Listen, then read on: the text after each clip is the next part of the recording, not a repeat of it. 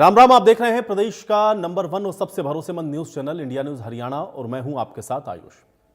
वक्फ संशोधन बिल 2024 लोकसभा में पेश हो गया है और अल्पसंख्यक मामले के मंत्री किरण रिजिजू ने वक्फ बिल को लोकसभा में आज पेश किया। किरण रिजिजू ने इसे उम्मीद नाम दिया है और बिल को केंद्र सरकार में शामिल टीडीपी, जेडीयू और एलजेपी ने अपना समर्थन दिया है। वहीं वक्फ बिल पर चर्चा के दौरान गृहमंत्री अमित शाह ने कहा कि वक्फ में गैर इस्लामिक कोई भी चीज नहीं है, ऐसा कोई प्रोविजन नहीं है। वोट बैंक के लिए माइनॉरिटीज को सिर्फ डराया जा रहा है। बिल पर चर्चा में रिजिजू ने 58 मिनट तक अपनी बात को रखा है। उन्होंने कहा कि कांग्रेस के नेतृत्व वाली यूपीए सरकार ने 5 मार्च 2014 को 123 प्राइम प्रॉपर्टी को दिल्ली वक्फ बोर्ड को ट्रांसफर किया। ऐसा लोकसभा चुनाव से ठीक पहले अल्पसंख्यक वोटों के लिए किया गया, पर वो चुनाव हार गए। रिजिजू ने यह भी कहा कि अगर हमने आज यह संशोधन बिल पेश नहीं किया तो जिस इमारत में हम बैठे हैं उस पर भी वक्फ संपत्ति होने का दावा किया जा सकता था। अगर प्रधानमंत्री नरेंद्र मोदी सरकार सत्ता में नहीं आती तो कई अन्य संपत्तियां भी गैर अधिसूचित कर दी गई होती। वहीं all India Muslim personal law board ने कहा कि अगर यह बिल संसद में पास हो जाता है तो हम इसके खिलाफ देशव्यापी आंदोलन शुरू करेंगे। हम शांतिपूर्ण आंदोलन चलाएंगे। बिल को लेकर के विपक्ष पर निशाना साधते हुए अमित शाह ने कहा कि राम मंदिर बनाने की बात आई तो कहा गया कि खून की नदियां बह जाएंगी, मुसलमान सड़क पर उतर आएगा। ट्रिपल तलाक, सीए, इन सब के केस में ऐसा ही कहा गया कि मुसलमान की नागरिकता चली जाएगी। अगर 2 साल में एक भी मुसलमान की नागरिकता गई हो तो सदन के पटल पर उसको रखें। धारा 370 हटाने पर भी ये क्या क्या कहते थे। आज उमर अब्दुल्ला वहां के सीएम है और वहां पर विकास हो रहा है। कांग्रेस ने मुसलमानों को डराने का काम करके और वोट बैंक बनाने का ही सिर्फ काम किया है। इस देश के नागरिक को किसी भी वो धर्म का क्यों ना हो कोई आंच नहीं आएगी। ये नरेंद्र मोदी की सरकार है। ये सालों से जातिवाद और तुष्टीकरण पर काम करते आए हैं। अपने परिवार की पॉलिटिक्स को ये आगे बढ़ा रहे हैं। वहीं वक्फ बिल का विरोध करते हुए कांग्रेस ने लोकसभा में कहा कि सरकार मुस्लिमों के साथ वक्फ बोर्ड में भेदभाव कर रही है और कह रहे हैं कि यह संविधान के अनुसार है। कहा गया कि अल्पसंख्यकों के धार्मिक अधिकारों की संविधान के अनुसार रक्षा होगी। आप आज मुस्लिमों को टारगेट कर रहे हैं, आप कल क्रिश्चियंस, फिर सिख और फिर जैन के खिलाफ भी होंगे। संघ परिवार का एजेंडा है कि अल्पसंख्यकों को इस देश से खत्म कर दो। वहीं कांग्रेस के सांसद गौरव गोगोई ने कहा कि संविधान यह कहता है कि सभी को सामाजिक, धार्मिक और राजनीतिक न्याय और समानता मिले। बिल संविधान के मूल ढांचे पर आक्रमण है। इसके अलावा मंत्री जी का पूरा भाषण संघीय ढांचे पर आक्रमण है। इस सरकार का इस बिल के द्वारा 4 मकसद है। एक तो संविधान को कमजोर करना, भ्रम फैलाना, अल्पसंख्यकों को बदनाम करना, भारतीय समाज को बांटना और चौथा मकसद है अल्पसंख्यकों को डिफ्रेंचाइज करना। अब कुछ हफ्ते में ही देश के लोग ईद की शुभकामनाएं भी दी। इनकी डबल इंजन सरकार ने लोगों को सड़क पर नमाज नहीं पढ़ने दी।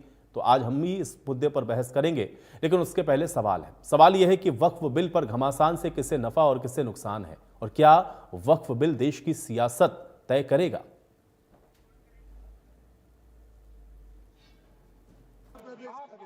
सोचिए, मैंने पिछली बार में बताया सुरेंद्रेश्वर टेम्पल के बारे में, तो आपको बताया जब बाकी कोई धर्म ही नहीं था तब ये सुरेंद्रेश्वर टेम्पल था। तिरुचेंथुराई विलेज तमिलनाडु में उसको वक्त डिक्लेयर करने के बाद कर्नाटका में तो हजारों एकड़ का इशू है। फिर सर हरियाणा में जतलाना विलेज यमुनानगर में सिख गुरुद्वारा का जो जमीन है, कभी वहां मस्जिद भी नहीं था, कभी वहां मुस्लिम का सेटलमेंट का भी रिकॉर्ड नहीं था, उसको भी वक्फ डिक्लेयर कर दिया था।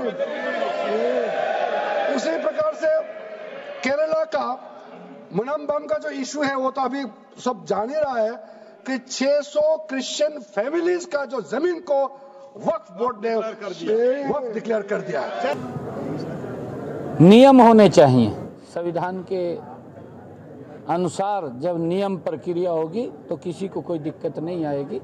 और उस नियम प्रक्रिया के अंदर जो वक्फ बिल आया है, क्योंकि कई प्रकार के डिस्प्यूटेड इसके अंदर थे, अब वक्फ बिल आने के बाद वो कोई डिस्प्यूट नहीं रहेगा, सारे डिस्प्यूट ठीक होंगे। वक्फ बोर्ड का गठन आज़ादी से पहले इस बोर्ड का गठन हुआ था, अंग्रेजों के द्वारा इसका गठन हुआ था और कांग्रेस पार्टी ने भी अपने शासनकाल में 5 संशोधन वक्फ बोर्ड में करने का काम किया है। और भारतीय जनता पार्टी की 2014 से सरकार है। 2013 में जाते जाते कांग्रेस पार्टी ने एक असंवैधानिक संशोधन इसमें किया और एक अधिकार दिया कि वक्फ बोर्ड किसी भी प्रॉपर्टी को, किसी भी गांव को, किसी भी मंदिर को, किसी भी गुरुद्वारे को, किसी भी धर्मशाला को बगैर सबूतों के आधार पर भी अगर वो अपना उस पर दावा पेश करेगा तो उसका दावे को मान्यता मिलेगी। इस प्रकार का एक गैर कानूनी सा संशोधन 2013 में कांग्रेस पार्टी ने किया है, उस पर पुनर्विचार करते हुए इसमें संशोधन करना है और ये सुधार के लिए है। ये वक्फ बोर्ड जो है एक अपना ऐसे काम करता है और जिस प्रकार की उसको पावर 2013 में दी गई है, उसको अलग से जो कांग्रेस पार्टी ने पावर देने का काम किया था उसमें सुधार किया जाएगा। कानून और नीतियां बनती हैं वो किसी एक जाति, पंथ और मजहब के हित और अहित के हिसाब से नहीं बनती हैं, पूरे समग्रता के हिसाब से बनती हैं। मुझे लगता है कि विपक्ष का काम सिर्फ यही बचा है कि मोदी सरकार की जितनी नीतियां हैं उनका विरोध करना, क्योंकि अब उनके पास कोई एजेंडा बचा नहीं है। देश में साख खो चुके हैं और इसलिए हल्ला करना, हंगामा करना और विरोध करना ये उनकी फितरत बची है। तो मुझे लगता है देश की जनता वो सब जानती है, सरकार प्रतिबद्ध है कि सब कौम का भला कैसे हो। आज जो मेरे साथी मंत्री बिल लेकर आए हैं उसके समर्थन में मैं खड़ा हुआ। माननीय अध्यक्ष जी, मैं सुबह से जो चर्चा चल रही है 12 बजे से, ओके एक मिनट चेक कराता हूँ। हाँ एक सेकंड चेक कराता हूँ। सेकंड में करा रहे हैं, चेक करा रहे हैं। माननीय अध्यक्ष जी, 2 मिनट लगता है कभी। सुबह से जो चर्चा चल रही है उसको मैंने बारीकी से सुना है। मुझे लगता है या तो निर्दोष भाव से या तो राजनीतिक कारणों से ढेर सारी भ्रांतियां कई सदस्यों के मन में भी है और कई सारी भ्रांतियां सदन के माध्यम से, आपके माध्यम से पूरे देश भर में फैलाने का प्रयास भी हो रहा है। बिल पर चर्चा का जवाब तो माननीय रिज्जू साहब देंगे। मैं कुछ बातें यहां रखी है, इसको मेरी समझ के हिसाब से क्लैरिफाई करने का जरूर प्रयास करूंगा। माननीय अपनी संवेदना जता रहे हैं। सर, कुछ हफ्ते पहले देश में विभिन्न जगहों में लोगों ने ईद की शुभकामनाएं एक दूसरे को दी और क्या आपको पता है कहां इनकी डबल इंजन की सरकार ने लोगों को रास्ते पे ईद का नमाज भी पढ़ने नहीं दिया। और ये बात करेंगे आप अल्पसंख्यकों के प्रति अपनी संवेदना जताते हैं। मैं पूछना चाहता हूं कि आपके लोकसभा में कितने एमपीज अल्पसंख्यक हैं? पहले उसका विवरण दीजिए और फिर हमें बताइए कि आपके दिल में कितना संवेदना है। सर, मेरा तो मैंने जिस दिन भी ये बिल इंट्रोड्यूस हुआ उस दिन भी आदरणीय मंत्री को मैंने सुना और आज भी मैंने उनको सुना। जिस दिन उन्होंने इंट्रोड्यूस किया उस दिन भी अगर आप उनका स्टेटमेंट पढ़े तो उन्होंने कहा कि इसको बिल लाने से पहले बहुत विस्तार रूप से इस बिल की लाने के लिए चर्चा हुई थी। सर, पूरा का पूरा मिसलीड। लगातार अपोज कर देखिए, इस बिल को। हाँ, तो जो विपक्ष है उनकी सबकी बैठक हुई थी और विपक्ष का कहना है कि इसमें कुछ प्रावधान ऐसे हैं जो है उचित नहीं है। तो एक आम सहमति बना के इसे करना चाहिए था, जो आम सहमति नहीं बनाई। तो कुल मिलाकर के वक्फ संशोधन अधिनियम, जो कि आज बिल आप देख रहे हैं कि लोकसभा के पटल पर रख दिया गया है, चर्चा उस पर अभी भी चल रही है, वोटिंग होनी है, लेकिन सवाल अभी भी बरकरार है और विपक्ष इसको लेकर के ऐतराज लगातार जता रहा है। हालांकि अमित शाह ने भी, आपने देखा कि अब से थोड़ी देर पहले ही उन्होंने बहुत सारी बातें ऐसी हैं जो कि स्पष्ट की और कानूनी तौर पर चूंकि इसके अंदर जो कुछ इस तरह के अमेंडमेंट्स हैं जो जरूरी थे वो किए गए हैं। अब बहुत सारी बातें हैं, आप देख रहे हैं कि वक्फ को लेकर के, अब चूंकि यही एक बड़ा विषय था और इस वजह से ही आप देख रहे हैं कि इस पर जो चर्चा है वो तकरीबन 8 घंटे के आसपास आप अगर देखें तो लोकसभा में भी और फिर राज्यसभा में भी इसी पर चर्चा होनी है, तो इसलिए चर्चा के जरिए अगर इसमें कोई सुझाव है तो उस पर संशोधन या उस पर कुछ और सहमति बना करके कुछ प्रोविजंस हो सकते हैं। लेकिन हाँ, ये देश की जरूरत है, इसको बार बार आप देख रहे हैं कि कहा गया। आज गृहमंत्री ने भी अपने स्टेटमेंट में इन बातों को कई बार दोहराया और क्लॉज बाय क्लॉज उन्होंने ये बहुत बेहतर तरीके से बताया कि क्यों इसकी जो आवश्यकता है वो इस समय नजर आ रही है और ये क्यों देश के लिए जरूरी है। लेकिन अब इसके साथ साथ आप ये भी देख रहे हैं कि अब इस वक्फ के संशोधन बिल को लेकर के जो लगातार ऐतराज हैं वो लगातार जारी हैं और अब इनके मायने क्या हैं, आज एक बार फिर से इसको समझने की कोशिश करते हैं। सभी मेहमान हैं मेरे साथ, पहले उनका परिचय करवाते हैं, उसके बाद आज की इस चर्चा को आगे बढ़ाते हैं। वीरेंद्र चौहान जी हमारे साथ, भारतीय जनता पार्टी के प्रवक्ता हैं। वीरेंद्र चौहान जी, बहुत स्वागत है आपका। सुखबीर तंवर जी हैं हमारे साथ, कांग्रेस पार्टी के प्रवक्ता हैं। सुखबीर तंवर जी, आपका स्वागत है। महंत जगदीश्वर दास जी हैं हमारे साथ, हिंदू धर्मगुरु हैं। महंत जगदीश्वर दास जी, आपका भी स्वागत है। और जाहिद परवेज खान जी हमारे साथ, मुस्लिम स्कॉलर हैं। जाहिद परवेज खान जी, आपका भी स्वागत है। वीरेंद्र जी, आपसे चर्चा की शुरुआत करूंगा। हालांकि कल भी हम लोग चर्चा कर रहे थे इसी विषय पर और आज भी वही मूल प्रश्न है और हम लोगों ने देखा कि लोकसभा में किस तरह से जो विपक्ष के तमाम सांसद हैं उन्होंने अपने अपने जो विरोध हैं, अपने अपने जो ऐतराज हैं उनको रखा। हालांकि अब से थोड़ी देर पहले अमित शाह जी भी इसको स्पष्ट कर रहे थे, लेकिन अभी भी वो ऐतराज वो उसी स्थिति में बरकरार हैं। कैसे देखते हैं आप इन सारे विषयों को और जो इस पर लगातार प्रश्न उठाए जा रहे हैं? आयुष भाई, मेरा ऑडियो मिल रहा है आपको? जी जी। आयुष भाई, बहुत विनम्रता से एक बात कहना चाहूंगा। वो एक पुरानी कहावत है कि अगर कोई जेन्युइनली सोया हुआ है, नींद में लेटा हुआ है, उसकी आंख लग गई है, उसको आप हिलाकर, डुलाकर, छूकर, पुकार कर जगा सकते हैं। लेकिन यदि कोई जानबूझकर सोया हुआ हो, किसी ने ये तय कर रखा हो कि मुझे जगना नहीं है, मुझे तो लेटे रहना है, मुझे तो आवाज भी नहीं सुननी, मुझे तो कोई चूंटी भी काटेगा तो उसको भी रिस्पॉन्ड नहीं करना, तो साहब ऐसे सोए हुए को जैसे जगाना संभव नहीं है या जगाना जटिल है, ठीक उसी तरह इस देश के सांप्रदायिक विपक्ष को, इस देश के मुस्लिम तुष्टीकरण में आकंठ डूबे हुए विपक्ष को वक्फ बोर्ड में संशोधन के प्रस्तावों के प्रति, उनके सेकुलर कैरेक्टर के प्रति, उसमें मुसलमानों की जो बेहतरी छिपी हुई है उसके प्रति जगाना जटिल है, कठिन है। परंतु मैं एक बात कहता हूं, नरेंद्र मोदी जी की सरकार, भारतीय जनता पार्टी और एनडीए की सरकार, वो अपनी इस जिम्मेदारी के प्रति तो जागरूक है कि वो सदन को और देश की जनता को, सदन में प्रतिपक्ष भी शुमार है, अपनी ओर से अपने द्वारा लाए जा रहे संशोधनों की वैधानिकता, उसके भीतर जो तार्किक बातें छिपी हुई हैं और उसके माध्यम से किस तरह से वक्फ की जो प्रॉपर्टीज हैं उसका प्रबंधन पहले के मुकाबले बेहतर होगा, इस बारे में बताएगी।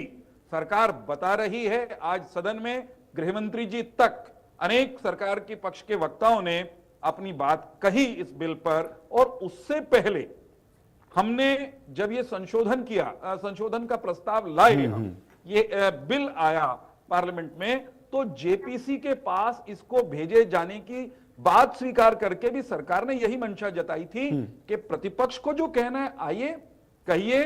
देश की जनता से भी सुझाव मांगे गए, लाखों की संख्या में लोगों ने सुझाव दिए, सबके सब सुझाव जस के तस उसमें शामिल कर लिए जाएंगे, ये कभी होता नहीं है। ऐसा अव्यावहारिक होगा इस तरह का सोचना।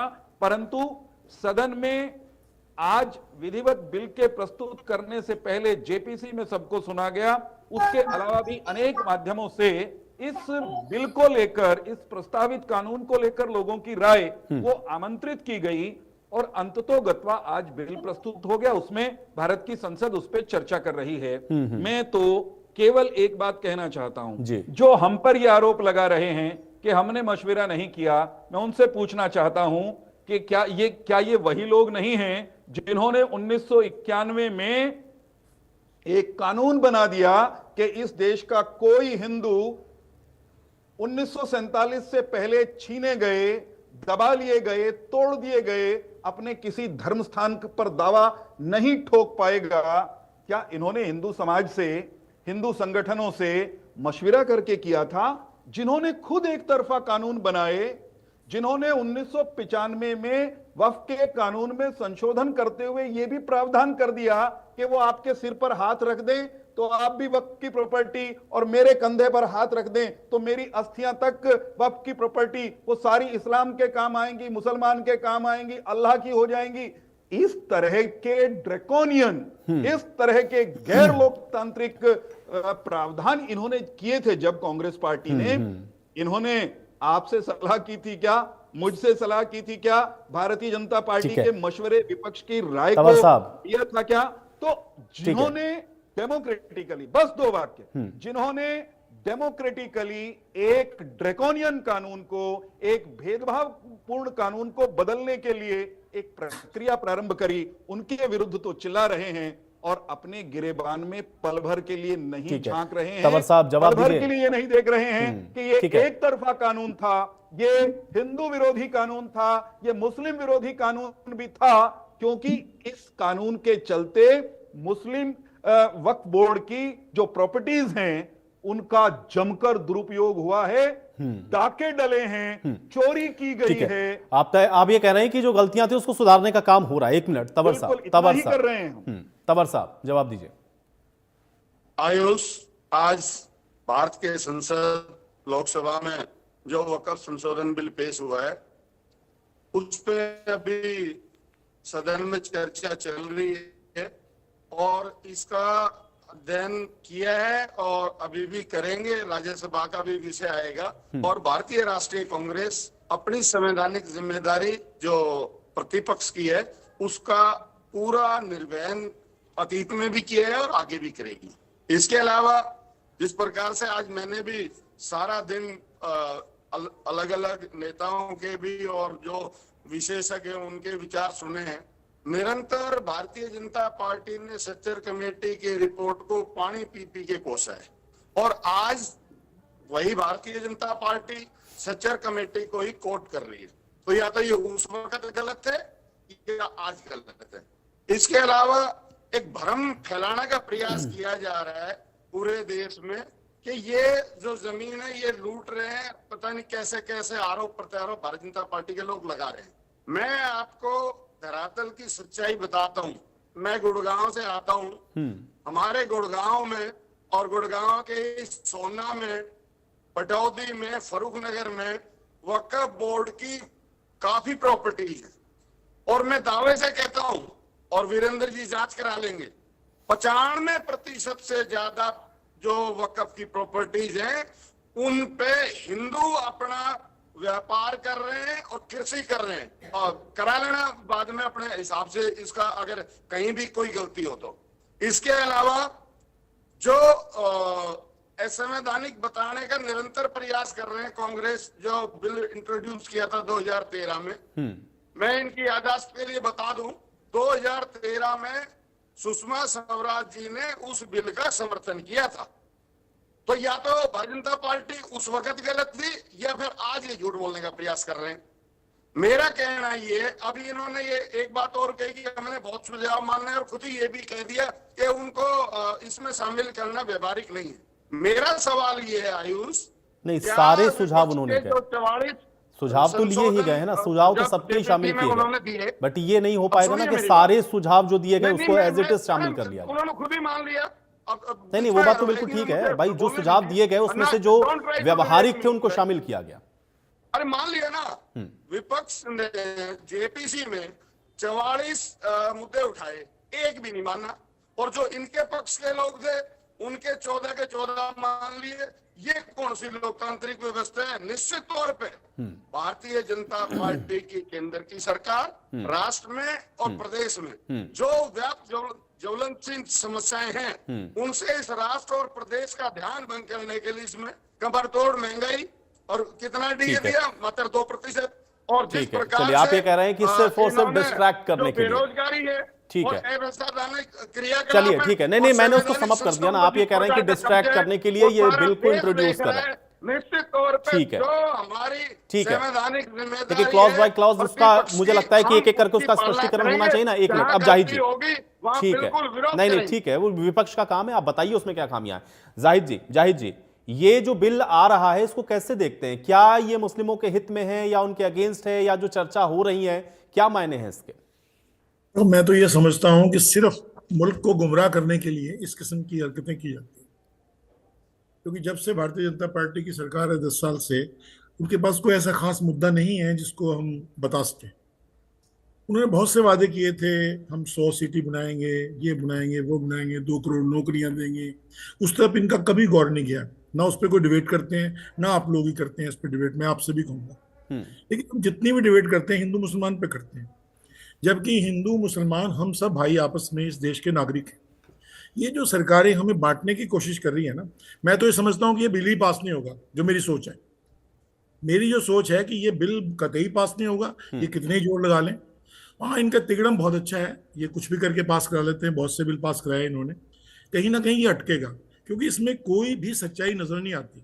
क्या जरूरत है इस बिल को इसका नाम बदलने की? जब जितने भी हमारे हिंदू भाइयों के संगठन हैं, क्या वहां पर कोई मुस्लिम होता है मेंबर? कभी दिखाइए मुझे कहीं बनाओ जितने मंदिर के इनके फ्रंट्स हैं। होना भी नहीं चाहिए।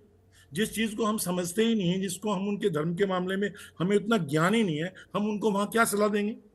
इन्होंने हमारी जो प्रॉपर्टीज हैं, जो वक्फ प्रॉपर्टी हैं, जो अल्लाह की प्रॉपर्टी हैं, ईश्वर की प्रॉपर्टी हैं, जो किसी ने वक्फ कर दी, उसकी जिम्मेवारी डीसी साहब को देने हैं।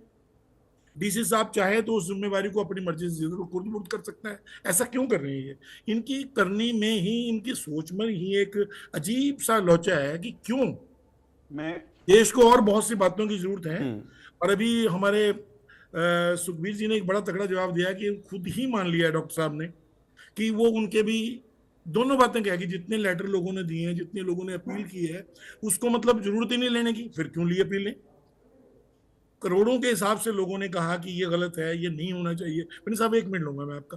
तो मैं तो ये समझता हूं कि इन चीज़ों से देश को डिस्टर्ब किया जा रहा है। देश की एकता के लिए ये नुकसानदायक है, संविधान के ऊपर वार है। जो हमारा देश बड़ा बेहतरीन, बार बार कहते हैं भारतीय जनता पार्टी के लोग कि हम संविधान की बड़ी इज्जत करते हैं, संविधान को चूमते हैं और पार्लियामेंट के मत्था टेकते हैं जाकर, बहुत कुछ करते हैं, लेकिन दिल से भी कीजिए ना कुछ। ठीक है, आप ये कह रहे हैं कि इसकी आवश्यकता नहीं थी। जगदीश्वर दास जी, ठीक है, मैं समझ गया। जगदीश्वर दास जी, भाई ये संविधान के साथ छेड़छाड़ है, संविधान की मूल अवधारणा के साथ छेड़छाड़ है, और मुस्लिमों के इन सारी चीजों के बीच में क्या जरूरत है इन विषयों की? कैसे देख रहे हैं इसको आप? देखिए, देखना नहीं, संविधान छेड़छाड़ तो ये लोग कर रहे हैं। सरकारी जमीन से कब्जाना, मंदिर मठ की जमीन को कब्जाना, उसके बाद फिर क्या लगी वक्फ बोर्ड की जमीन। अरे भाई, ये जमीन किसकी थी? आप कुंभ को बोलते, कुंभ वाली जमीन बताओ वक्फ बोर्ड की। खाता ना वही जो तुम कहो वो सही। वाह भाई वाह, गजब बात करते हो। भारत जैसे देश में कब्जाने के बाद कहते हो जमीन बताओ हमारी। एक इस जमीन का जिस प्रकार से कब्जाया गया, सरकारी जमीन को, मंदिर मठ की हिंदुओं की जमीन को, मंदिर वो अधिकतर जमीन, दिल्ली में एक मंदिर को भी इन्होंने कह दिया कि ये वक्फ बोर्ड की जमीन है। अरे भाई, ये बिल आना चाहिए, बिल नहीं आए तो इस वक्फ बोर्ड को समाप्त ही कर दिया जाए। इससे बढ़िया तो कोई उत्तर नहीं है भाई। तुम्हारी वक्फ बोर्ड, तुम अपने आप बिल पास कर लो, अपने आप तुम्हारी कोर्ट, तुम्हारा वकील, तुम्हारा फैसला। मतलब भारत में एक कानून होना चाहिए, एक संविधान से ही दोनों लोग, चाहे हिंदू हो चाहे मुस्लिम, सबके लिए बराबर होना चाहिए। संविधान की मर्यादा रहनी चाहिए। ये क्या कि तुम्हारा कानून अलग है, तुम्हारा वक्फ बोर्ड अलग है? भाई, देश में कानून भी तो है, संविधान भी तो है। संविधान के अनुसार हम लोग को सबको संविधान को फॉलो करना चाहिए। ये भारत है।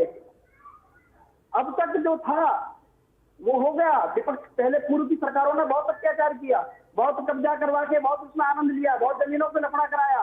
ऐसी ये विपक्ष की सरकारें, अगर 2013 में संशोधन हुआ था, तब 2013 में संशोधन जब किया गया था, तब क्यों नहीं बोला? तब इन लोगों ने विरोध क्यों नहीं किया? क्योंकि सरकार कांग्रेस की थी, सरकार कांग्रेस की थी। आज भाजपा आज संशोधन कर रही है, और संशोधन भी कर रही है तो मुस्लिम भाइयों के लिए, मुस्लिम भाइयों के पक्ष के लिए। अरे भाई, तुम्हें अस्पताल मिलेगा, ठीक वहां पर विद्यालय बनेगा, उस जगह को यूज किया जाएगा। सरकारी जमीन को तुम कब्जा के तो बता दो, कैसे बता दोगे भाई? ये तो संविधान है। ये जो संशोधन है, ये 1857 में भी हुआ है, 1863 में भी हुआ है। ये कोई नया संशोधन नहीं है, अंग्रेजों के टाइम में भी इसमें संशोधन हुए हैं। बल्कि आप लोग समझिए मेरी बात को। देश प्रगति करे, देश उन्नति के, लेकिन ऐसी मंशा होनी चाहिए हम लोगों की। यह नहीं कि हम लोग आपस में अलगाव करें, जाति और भेद और धर्म के ऊपर विपक्ष लड़ाई कराए। ये सिर्फ राजनीति बना रखा है, कुछ नहीं है। इसका पूर्णतः नहीं, हम समर्थन है। आपसे तुरंत बिल को देखो, पास नहीं नहीं नहीं जाहिद जी एक एक साहब, करके हम जाहिद जी आपसे जाहिद जी एक एक मिनट मिनट एक एक करके एक एक करके किस तरह से बात समझ में नहीं आई ना। एक बार एक उनकी मिनट जगदीश जी की बात आने दे, मैं आऊंगा अभी आपके पास। जगदीश जी राज्यसभा लोकसभा हर जगह बिल पारित हो और कानून बनना चाहिए। देश है, एक कानून होना चाहिए, देश में अलग अलग कानून नहीं होगा, देश संविधान से चलना चाहिए। बिल्कुल और ठीक है संविधान का सम्मान वीरेन करना जी वीरेन भारत जी के नागरिक का ठीक है वीरेन जी कर्तव्य वीरेन जी बनता है। दो बड़े प्रश्न आए। एक तो ये आया कि भाई इसकी आवश्यकता क्या है, क्या डिस्ट्रैक्ट करने के लिए आप लोग इन सारी चीजों को कर रहे हैं, और दूसरा जो क्लॉज हम लोग बार बार देख रहे हैं कि भाई उनके जो प्रक्रिया है उसमें फिर आप दूसरे जो धर्म के